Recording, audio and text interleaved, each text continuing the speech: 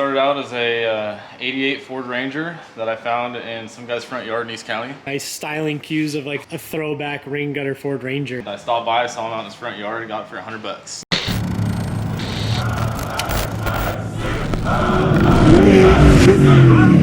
Have Blake and Kevin everybody's shop.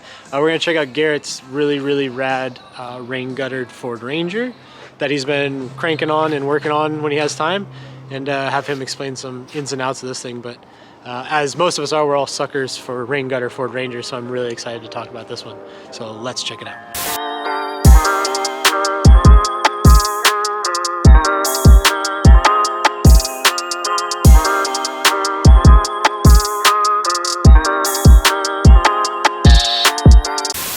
Hello. Morning, guys. Welcome to MTV Cribs. My name is Garrett Peterson. I'm eating a banana. Perfect. Hold on. He ate the whole thing in one bite. Yeah, so here we are. We are in the Shark Den, and this is where I currently work and rent a spot from Blake. This is my extra parts truck that has taken a lot of hours out of my life. I like it. And she's finally coming together. It's been quite the process. Yeah. Yeah, started out as a 88 Ford Ranger that I found in some guy's front yard in East County. Perfect. And it was half buried in the weeds, and it was just like fiberglass fenders in the front and a lift, like a coil beam kit. Mm-hmm. And I saw this thing poking out of the weeds, and I was like, dude, one day I'm gonna stop by and ask that guy what he wants for that thing. And I stopped by, saw him out in his front yard, and got it for $100. For $100. The $100 Ford Ranger. I sold the 4.0 V6 out of it for $100 and got my money back. Perfect. Free Ford Ranger. Yeah, it's been more than $100 since then. Yeah, a couple more, I would assume. Yeah. Coming together, though. I've tried to think outside the box a little, but keep it original at the same time. Yeah. You can definitely tell like nice styling cues of like a throwback rain gutter Ford Ranger. Like this is very like. I kept the old Hanneman hood. Keep it original. Yeah. No cowl, no crazy fiberglass. I like it. This is the widest glass I could find for the front. So it's a little wide. Yeah, it's still pretty wide. Yeah, dude, it looks good. That's when it comes out. Looks once you do good, these big though. knuckles and stuff and whatnot. It gives me some real like Ray Butcher vibes, dude. Yeah, I like that. Bluetooth, man. Bluetooth. Bluetooth everything. You don't even have an air intake. What are you doing in there? Making motorcycle noises? Yeah.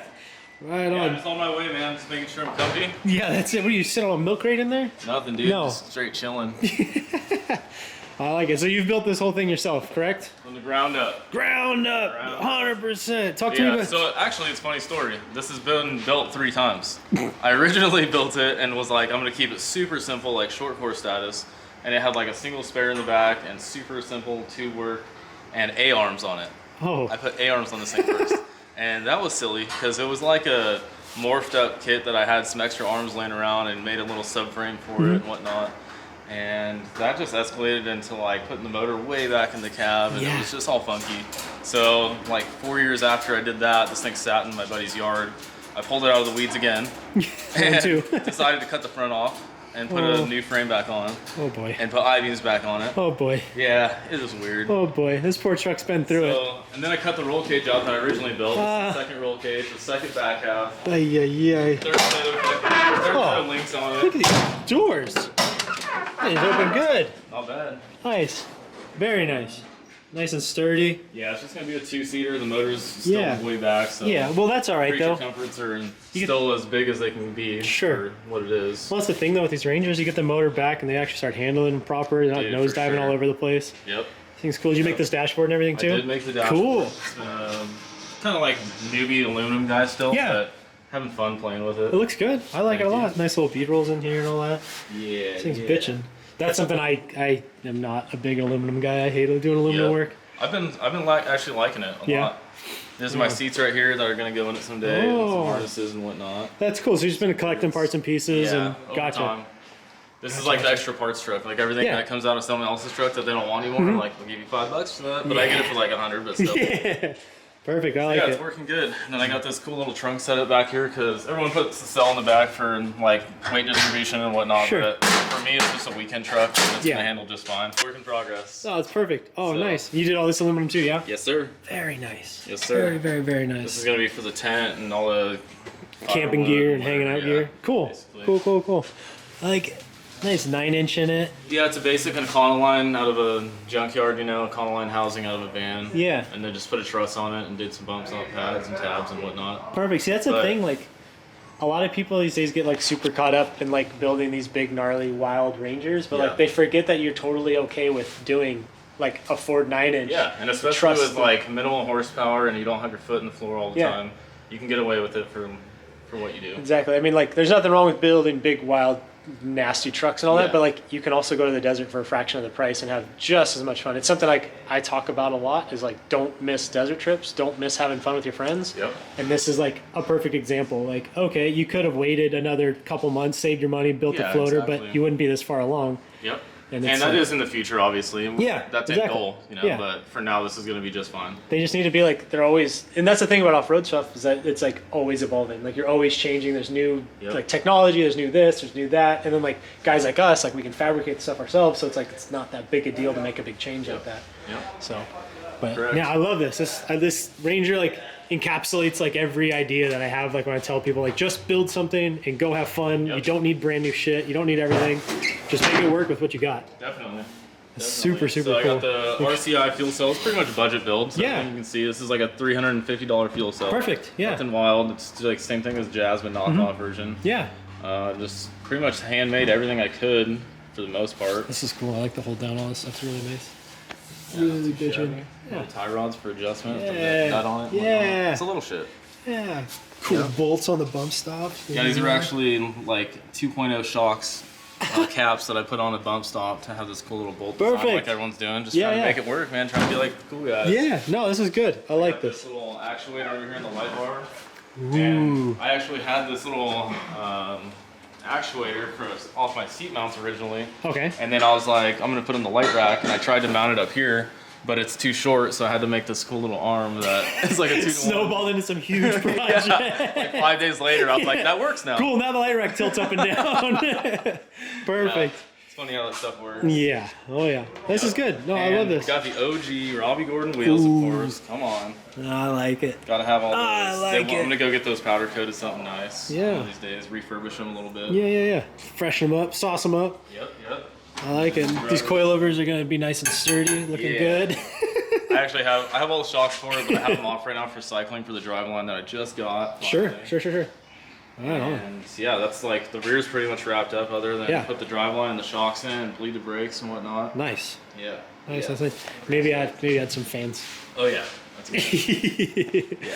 But Blake's one of my biggest fans, so he's one of them. Perfect. What is this, dude? Is this from the Foot Locker where they measure your foot size and they measure that thing up and down? Yes, sir. I like it. Yeah, it's kind of just mocked up still. I'm not sure where my placement's going to be once I have the seat in. Yeah. Once I crawl this thing out of here, it'll probably feel a little different than sitting in the shop. Yeah. Oh yeah. That's it. You always set everything up in the shop and then you go sit outside like at ride height. You're like, oh, maybe I should have moved the seat a little differently. Yep. So for the suspension, we're running the Quixotic Motorsports, which is Kevin's trailing arms here. Yeah. Oh, very nice. And front I-beams as well, the uniball setup. Yeah. It really makes it easy that when he can cut this stuff out on the computer and I just assemble it and weld it all myself, you know.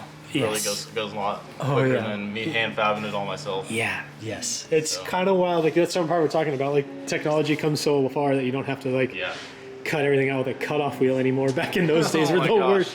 I've been doing that for 10 years. I'm over it. I think we all have. That's like the one tool we don't have in our shop yet. It's like a plasma table or like drawing capabilities. So we still bandsaw everything. Yep.